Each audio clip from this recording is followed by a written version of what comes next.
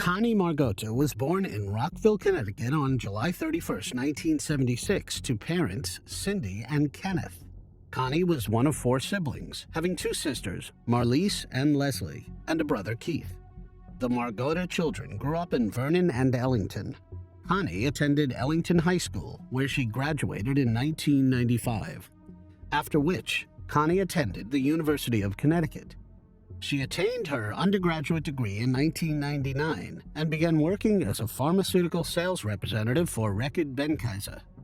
Everyone who knew Connie described her as a warm-hearted, generous person who would do anything for those she loved. Connie had many friends and was popular among everyone she met.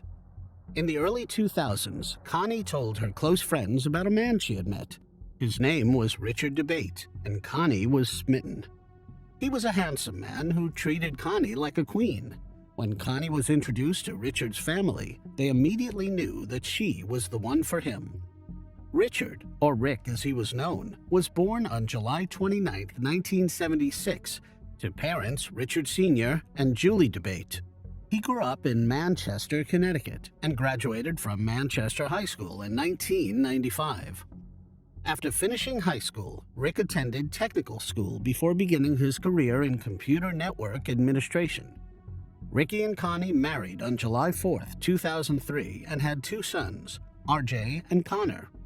Connie was a devoted mother to her boys, and Rick seemed like the perfect husband and family man. The DeBates lived in a beautiful home in Ellington on Birchview Drive. Two of Connie's closest friends, Peggy and Darlene, lived in the same neighborhood. Their families spent plenty of time together, with Peggy and Darlene often joking about what a doting husband Rick was to Connie. From any outside perspective, life for the DeBates looked picture perfect. They seemed to have it all. In reality, cracks had started to show. December 23, 2015 started like any other day. It was a Wednesday, and everyone in Ellington felt the festive cheer with Christmas just 2 days away. At 8:10 a.m., Rick dropped Connor and RJ off at the nearby bus stop. While he was out, Connie dressed and headed to a spin class at the local YMCA. What happened next is unclear, as Rick has given many differing versions of events. This is what he first told investigators after the incident. Rick dropped off the boys and then returned home to change into his work clothes. Once he was ready, Rick got back into his car at 8:30 a.m. and set off on the 40-minute drive to work.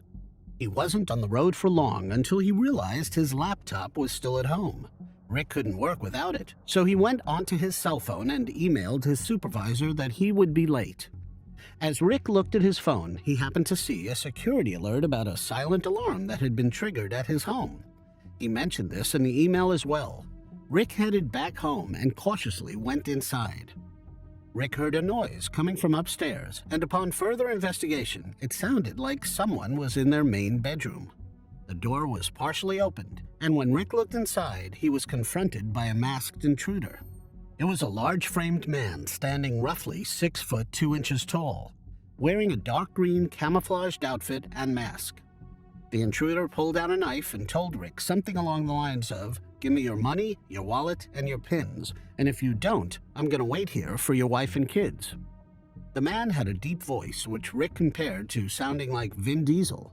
Rick had been with the intruder for less than a minute when he heard the sound of their garage door opening. It was Connie. Her class had been canceled and she was back early. Rick screamed out to her desperately, trying to alert his wife to the danger in their house. The intruder then apparently turned his attention to Connie, and he and Rick were in a race to reach her first. In the struggle, Rick was pushed down the stairs and was briefly disoriented. The intruder managed to get past him and pursue Connie into the basement. Rick was able to pick himself up off the floor and rush to Connie's rescue, but it was too late. As he sped down the stairs, a gunshot rang out. It was so loud that his hearing was affected for several minutes afterward. The intruder turned his focus back on Rick, where he overpowered him by using a certain pressure point that caused him to collapse. The next thing Rick knew, he had been partially tied to a metal folding chair with zip ties. The intruder had grabbed a box cutter from Rick's toolbox and inflicted superficial wounds on Rick's body with it. The intruder next grabbed a blowtorch, which he used to burn random items. He then tried to use the blowtorch on Rick, but Rick was able to use his free hand and grab the blowtorch from the intruder. He aimed it at the man's face and burnt him, despite Rick previously saying the man had a mask on. The entire ordeal lasted 5 minutes before Rick scared the man off after the blowtorch incident. Looking at the original timeline, this meant that it would now be no later than 9:05 a.m. Rick only calls the police at 10:21 a.m. State troopers were already on their way, as a call had been automatically placed to them at 10:16 a.m. from the security company regarding an alarm triggered at home. This alert gets sent to authorities immediately, so why did it not get sent after the alert that Rick allegedly saw shortly past 8:30 a.m.? The first to arrive at 7 Birchview Drive was a member of the Ellington Fire Department. He noticed the front door was open, but the storm door was still closed. He knocked with no answer and proceeded inside. He first noticed a light layer of smoke that hung in the air. The basement door was open and droplets of blood led from the basement toward the kitchen. The man followed the trail where he found Rick. Rick was still attached to the folding chair, lying face down on the kitchen floor. Rick told the man that he is still in the house, referring to the intruder. The man quickly called for backup, reporting the crime as a home invasion, and soon a flood of officers were on the scene. They focused on locating the gunman as soon as possible. The investigators started taking note of everything in the house. They took multiple images of Rick on the floor, showing how he had been tied to the metal chair. Curiously, it was only Rick's left hand and left ankle that was zip-tied. Connie was found in the basement's boiler room. She had been shot twice, once in the stomach and in the back of the head. She was pronounced deceased at the scene. This was no longer just a home invasion. Canine units were soon on the scene, hoping they would show investigators which direction the gunman had gone in. But the dogs seemed only to be focused on one person, Rick DeBate. One of the dogs found Rick's wallet on the lawn outside, presumably where the intruder had dropped it while fleeing. Still, the dogs could not follow a scent leading away from the property. Instead, they led their handlers to the ambulance where Rick was being treated for his superficial wounds. From the get-go, investigators saw holes in Rick's story. Rick was taken to Hartford Hospital. This is where he was first questioned about the events that day. He described the intruder to the investigators and told them he had seen the man shoot Connie in the basement. After he said his version of events, the investigators had some follow-up questions for Rick. This was when they noticed Rick's story changing slightly, which is always a red flag. There was confusion about the alarm system, when Rick saw the alarm alert, and whether he had been the one who set it off. Initially, Rick said he left before Connie dropped the boys off. This changed to him saying he couldn't remember who left first. The next thing that changed was his explanation of the sound upstairs. Now, Rick hadn't heard a sound when he first entered. Instead, he went upstairs and noticed the bedroom light was on. He then came across the intruder rifling through their closet. The next story change involved the staircase. Remember that Rick first said he was pushed down the stairs. Now he was saying he tripped down them. Most important to investigators was the gun story. The gun used to shoot Connie was a .357 Magnum. It was one of Rick's guns that he kept in the house. He first told investigators that he was unsure how the intruder got the gun from Connie. Now he said he saw Connie and the man wrestling for the gun. The man pulled it from Connie, and he then shot her. Oh, and the basement was also dark during all of this, apparently. Rick told investigators how he dragged himself up the stairs, still attached to the metal chair, after he regained consciousness. He found his cell phone and called for help, all while calling out to Connie, hoping she would call back. Rick's injuries were conveniently located. The wounds to his chest were only found on his left side, and the wounds to his legs were all within reach of his right hand. This piqued the investigators' interest. He also had no injuries that would suggest he had been pushed or fallen down the stairs. The dried blood from the box cutter marks hadn't dripped down the edges of his legs, like you would expect if the wounds had been inflicted while he was sitting on the metal chair. The other inconsistency that stood out to investigators was the lack of blood leading up the stairs. If Rick had dragged himself from the basement to the kitchen, you would expect to see evidence of that. Instead, only droplets were found on that path, and the only drag marks were found in the kitchen. Rick seemed to have walked upstairs before collapsing in the kitchen. Investigators were also curious why Rick hadn't tried to check on Connie. The evidence shows he hadn't been near the body after she was shot, as the pool of blood near her body was undisturbed. Investigators wanted to find out exactly how an intruder was able to get into the home. They theorized they had entered through an open basement window, as the rest of the house showed no sign of forced entry. But even this didn't make sense. The locks on the basement window were removed from the inside and just left on the windowsill. An intruder wouldn't have been able to access these locks from outside without leaving significant damage. So why would Rick or Connie have removed these locks without immediately replacing them? It is customary for investigators to question those closest to a victim to get an idea of their life in general and any possible problems they were experiencing. After running through that morning's events, the investigators asked Rick about his relationship with Connie. He started off by saying things had been pretty good, but added that Connie was going through some things lately. She was battling with depression and had been noticeably easy to anger, something very unusual for the usually cheerful mom of two. Rick did say that Connie seemed to be slowly returning back to her old self, though. The investigators then bluntly asked Rick whether their investigation would reveal any problems in their relationship. To which Rick replied, yes and no. Rick revealed he had been having an affair, but he had an explanation for this. He claimed that both he and Connie were wanting to add another child to their family, but health problems were standing in the way of that.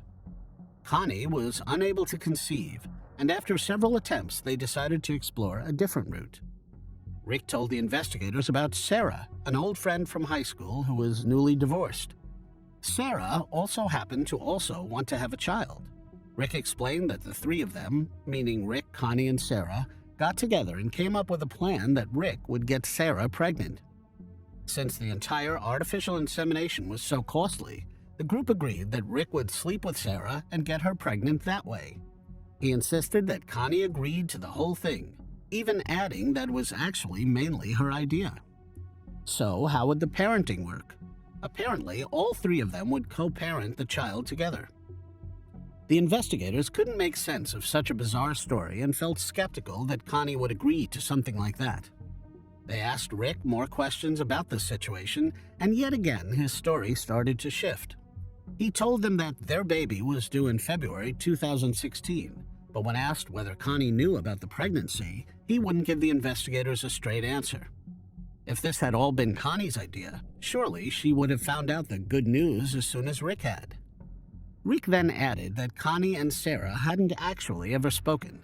Yet again, this punched major holes in his story about Connie's involvement in the plan and their eventual co-parenting.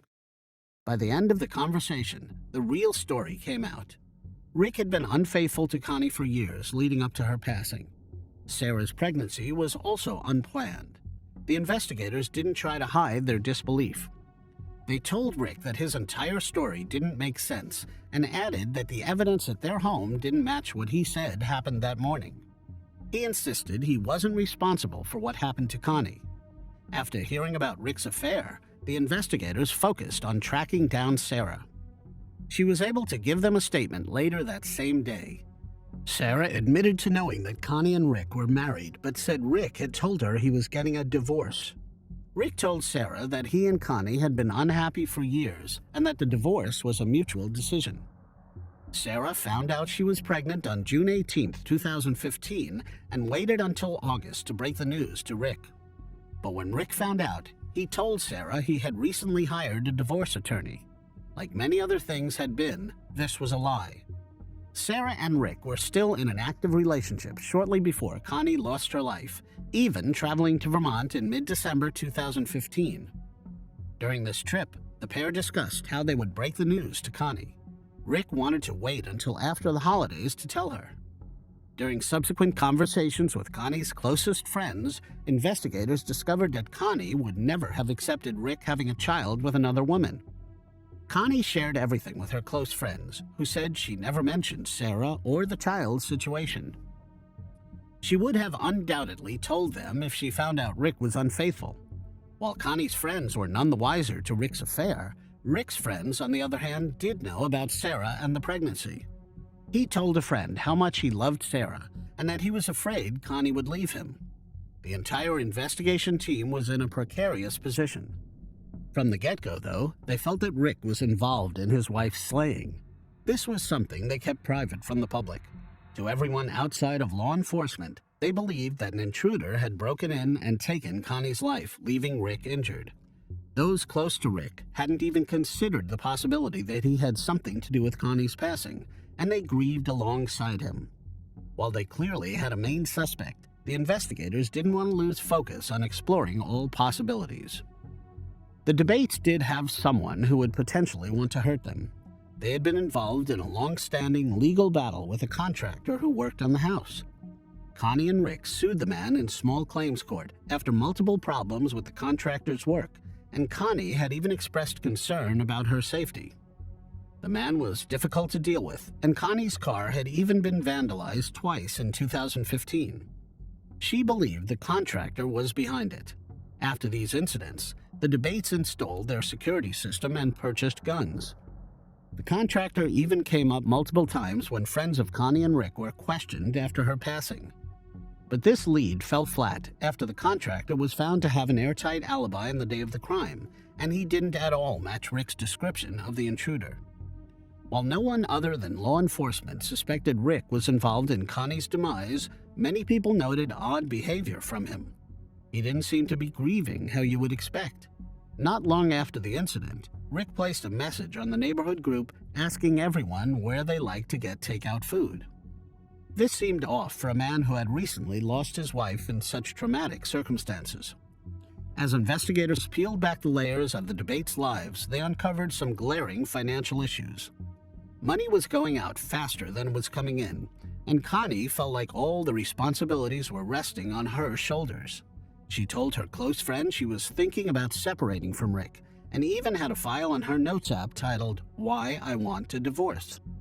The reasons ranged from Rick's lying to his poor treatment of her and not being a good father to the boys and focusing only on himself. Money is often a motive in cases like these, and in mid-January 2016, investigators found out about 2 life insurance policies for Connie and Rick. Each policy was for the hefty sum of $475,000. It turned out that only Connie's life insurance was still valid, as Rick's had lapsed due to non-payment. Rick waited just 5 days to claim Connie's insurance money. He also received $75,000 from her employer a month after her passing. Over the next year, investigators slowly built their case against Rick Debate. They executed multiple search warrants, looking into both Rick and Connie's phone records, financial statements, communications with outside parties, security system data, and most importantly, Connie's Fitbit. Connie's Fitbit showed she had first been active at 7:52 a.m. on the morning of December 23rd. This was followed by an extended period of inactivity, consistent with Connie driving to the YMCA, the search warrant stated. We know Connie arrived at the YMCA as she was spotted on surveillance cameras. Then her Fitbit again registered another 10 minutes of inactivity when Connie was driving back home. She was back at the house at around 9:20 a.m. From 9:37 a.m. to 9:43 a.m., she was stationary. Investigators believe Connie was just resting during this time. The next 20 minutes saw Connie moving around like normal. During this time, Connie posted videos from her phone to Facebook with an IP address linked to her house. The last time Connie's Fitbit picked up any movement from her was at 10:05 a.m. So why was this so significant? This information provided concrete evidence that Connie's life was not taken at the time that Rick stated it had been. Connie was alive and moving until 10:05 a.m., an hour after Rick said he had witnessed the intruder take her life. Once they felt like they had enough evidence to convict Rick Debate, authorities arrested him on April 14, 2017. He was charged with taking Connie's life, evidence tampering, and giving false statements to investigators. Rick pleaded not guilty to the charges. The police had a 50-page affidavit that included the Fitbit information, Rick's contradictions, and his affair with Sarah. The news of Rick's arrest rocked the close-knit community of Ellington. No one had given a thought to him being responsible. Even Connie's close friends, who she had spoken with about her marriage issues, thought many people go through difficulties without it ending like this. His bail was set at $1 million, which he posted immediately. Despite the mountain of evidence, it was a while before the case was actually taken to trial.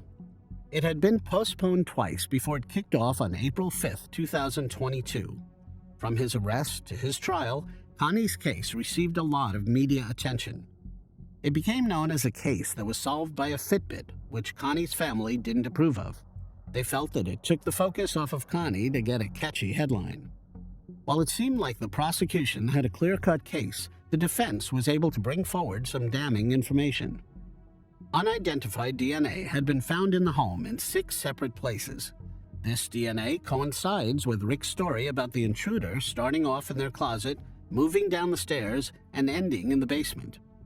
The other evidence that the defense used was the gunshot residue found on Rick. The amount found on him was insignificant. You would expect there to be much more had he been the one to pull the trigger. The prosecution was able to counter this by explaining that the test had been administered hours after the trigger was pulled, meaning his hands could have easily been wiped or washed during that time. The prosecution stated a clear motive from the get-go. Rick's life was falling apart around him, with Sarah's pregnancy and Connie thinking about leaving him. Attorney Matthew C. Gdansky told juries, "Time is moving on. The pressure is mounting, the baby is coming, and the defendant's worst fears are going to be realized." Following the 5-week trial, on May 10, 2022, the jury deliberated for 3 hours before reaching a verdict. Richard DeBate was guilty of all charges. Connie and her family finally got justice after 6.5 long years. Judge Corinne Klatt handed down a sentence of 65 years in prison. She called the crime a brutal, calculating, and incomprehensible act. Her sentence fell just a year short of the maximum penalty. While his lawyer did signal they will be filing an appeal, it is safe to say Richard will spend his remaining days behind bars. During the trial, Judge Klatt got to know the wonderful woman that Connie was. She was a loving mother, a hard worker, and a best friend to many. As Judge Klatt so beautifully put it, the world is truly a lesser place without Connie in it.